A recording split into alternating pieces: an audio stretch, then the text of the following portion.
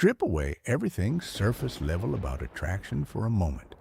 Not the looks, not the money, not the social status or the carefully curated lifestyle. What's left?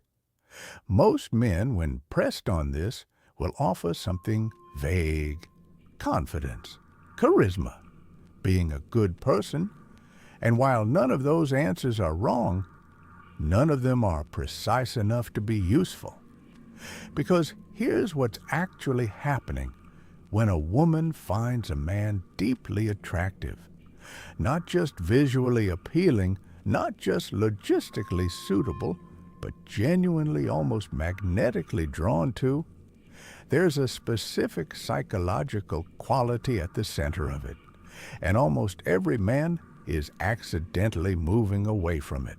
Not because they're doing something wrong exactly, but because the things society tells men to do in pursuit of attraction: optimize your appearance, build your status, learn the right things to say, become more interesting. All of these things share a common orientation. They're all pointed outward, toward what others think, toward external validation, toward managing how you're perceived. And that outward orientation, regardless of how successful it becomes, generates something that the people around you feel. Even if they can't name it, it generates need. And need, however well dressed, however accomplished, however confidently presented, is the single most repellent quality in male psychology when it comes to attraction.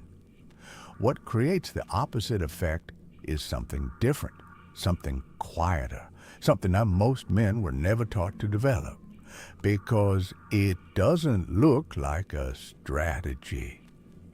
Let's get into exactly what it is and why it changes everything. 1. The psychology of approval independence. Here is the core of it. Stated plainly, the most attractive psychological orientation a man can have is a genuine indifference to whether any specific person approves of him. Not performed indifference, not strategic aloofness, not the kind of detachment that's actually just suppressed anxiety wearing a cool exterior. Genuine, structural, because his sense of self doesn't depend on external confirmation. To understand why this is so powerfully attractive, you need to understand what it signals at a psychological level. When a man's emotional state is visibly affected by whether a particular person likes him, responds to him, approves of him, his behavior becomes reactive. He becomes easier to read, easier to predict, and easier to influence. And at the level of deep attraction psychology, this registers not as endearing investment, but as social submission. Now contrast that with a man whose emotional baseline doesn't visibly shift based on your reaction to him, who is warm and engaged when it's genuine, but whose sense of okayness doesn't seem to be riding on the outcome of this interaction. That quality creates something in the people around him that is almost paradoxical. It makes them want his approval, because genuine approval from someone who isn't handing it out indiscriminately, someone who clearly doesn't need to be liked, carries actual weight. It means something. It becomes something worth earning. And the pursuit of that, the subtle, often unconscious desire to be the one who genuinely affects this man, is at the psychological core of deep attraction. You cannot manufacture this through technique. Techniques are transparent because they're effortful. This quality is only real when it's structural, when it emerges from a man who has built an inner life rich enough that he isn't looking to any single person to complete it. 2. Mission, the thing that changes your entire gravitational field. There is a specific thing that separates men who have approval independence from men who are simply emotionally unavailable or avoidant. And it's this: what they're oriented toward instead. A man who's simply detached, who doesn't need approval but also isn't building anything, pursuing anything, or moving toward anything, projects emptiness. There's nothing to be drawn toward, no current running underneath the surface.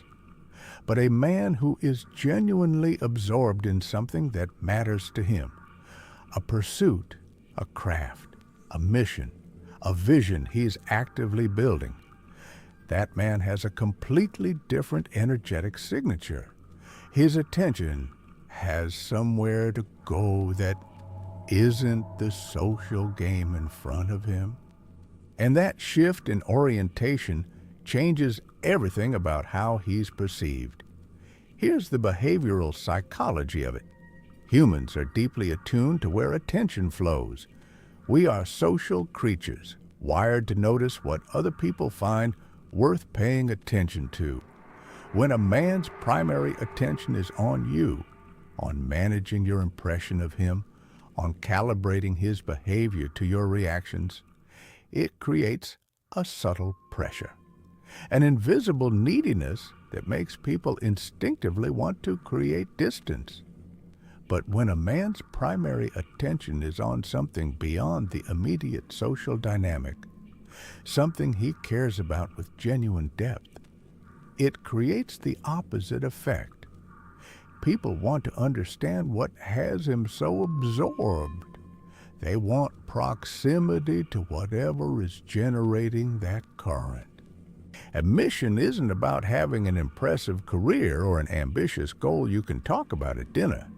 Mission is about having a center of gravity that exists independent of any relationship. It's the difference between a man who fits his purpose around his relationships and a man whose relationships exist alongside his purpose. Women feel that difference in their bones, even when they can't articulate it. 3. The scarcity of full presence. Here's something that almost no one is talking about, and it might be the most quietly powerful dimension of this entire conversation. Full presence has become extraordinarily rare in an era of fragmented attention, of half engagement, of conversations happening while eyes drift to screens and minds drift to the next thing. The experience of being with someone who is completely there has become genuinely uncommon. And uncommon things carry disproportionate weight. When a man is fully present, genuinely listening, genuinely engaged, not managing his phone or composing his next statement while you're still finishing yours, it creates an experience that most people haven't felt consistently from anyone in their adult lives.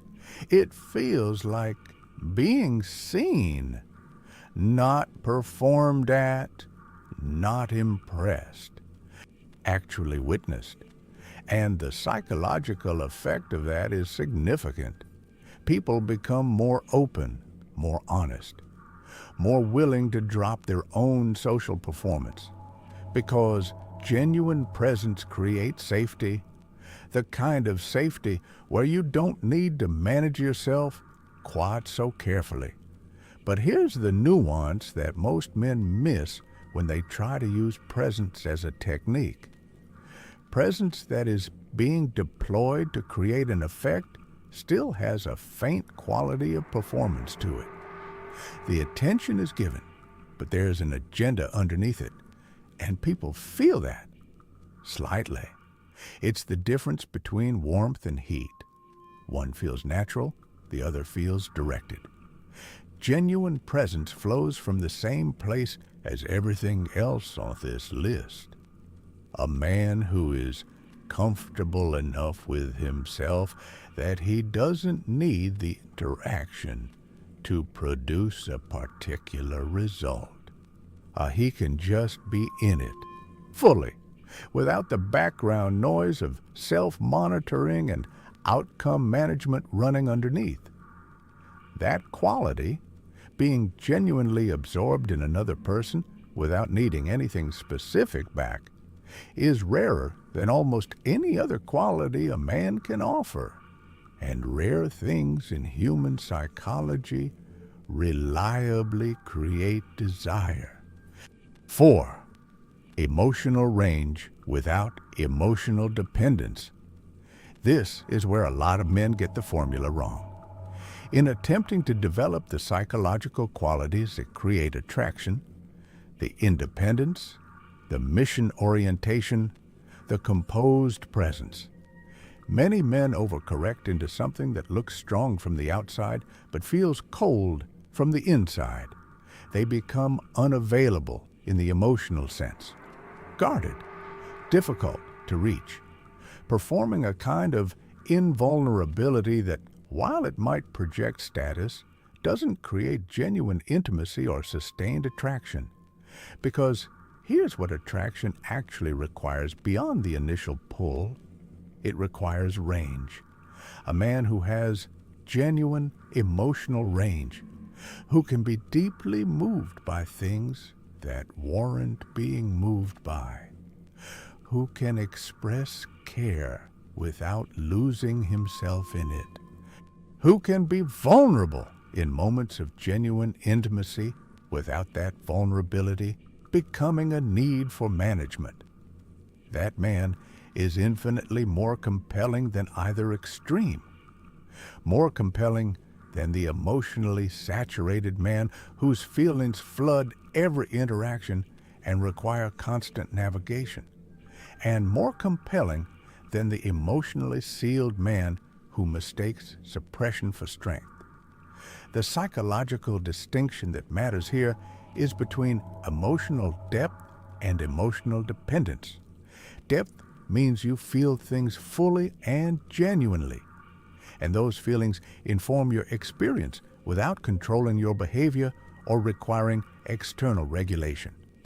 Dependence means your emotional state requires input from others to remain stable, that you look outward to reassurance, to approval, to validation, to manage what's happening internally. The man with emotional depth and independence is, put simply, interesting in a way that sustains attention over time.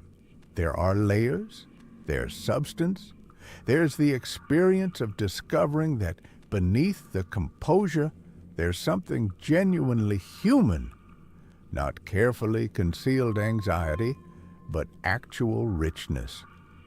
That combination, settled on the outside, genuinely alive on the inside, is what keeps attraction from fading once the novelty of initial chemistry wears off. 5. The orientation itself. Living toward something, let's bring everything in this script to a single point. Every quality we've covered, approval, independence, mission, presence, emotional range, these aren't individual techniques to be added to a social repertoire. They're all expressions of a single underlying orientation, the orientation of a man who is living toward something, not performing for an audience, not managing perceptions, not building a life designed primarily to attract and impress, but genuinely engaged with the project of becoming who he's capable of being, and allowing everything else, including his relationships, to exist in relationship to that central current. Here's why this orientation is so profoundly attractive at a psychological level. It signals health, real biological, psychological, social health. It communicates, without words, without performance, that this man has sufficient internal resources, that he isn't looking to extract what he lacks from the people around him. And healthy, non-extractive people are deeply, instinctively appealing to other healthy people. They're also, and this is the part that matters most, genuinely good partners.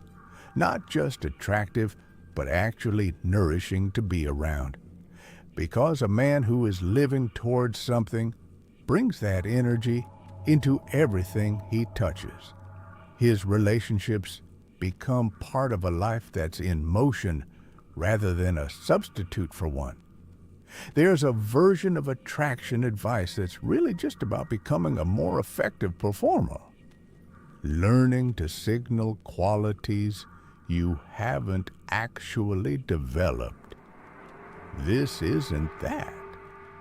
This is the recognition that the qualities that create deep, sustained attraction are the same qualities that create a genuinely good life, and that the path toward one is the same path as the path toward the other.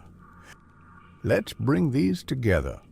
Most men who struggle with attraction are looking for the right moves, the right things to say, the right way to present themselves, and that search, however sincere, is oriented in exactly the wrong direction. Because what creates deep attraction isn't a better performance. It's the absence of performance, the presence of something real underneath. A man who knows who he is, who knows what he's building, who doesn't need any specific person to complete his sense of himself. That man doesn't pursue attraction. He develops himself. And attraction becomes a natural byproduct of the life he's creating. Approval, independence, a mission that gives him direction, full presence that makes people feel genuinely seen, emotional range without emotional dependence, and underneath all of it, the orientation of a man who is living towards something larger than any single relationship. These aren't tactics. They're the architecture of a man who has become, quietly and genuinely, someone worth wanting. And the world, the right people in it, will feel that without you ever having to announce it.